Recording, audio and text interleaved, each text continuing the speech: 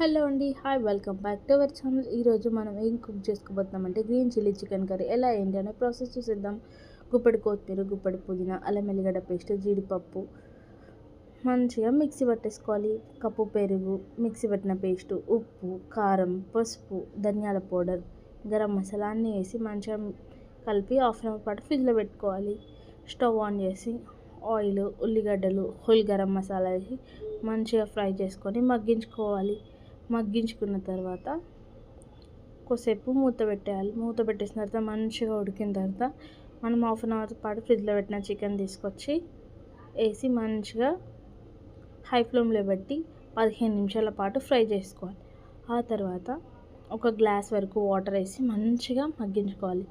మళ్ళీ ఒక 5 మినిట్స్ తర్వాత మగ్గించుకున్న తర్వాత మంచిగా మగ్గిందా లేదా అనేది చూసి మళ్ళీ ఒక 5 మినిట్స్ అట్లా మగ్గించుకొని ఆయిల్ పైకి తేలినట్టయితే మంచి స్మెల్ వస్తుంది. మంచి స్మెల్ వచ్చినట్టయితే కూర రెడీ అయిపోతుంది. అలాగే మన ఛానల్ని లైక్ చేయండి, షేర్ చేయండి, సబ్స్క్రైబ్ చేసుకోండి. Okay, bye bye.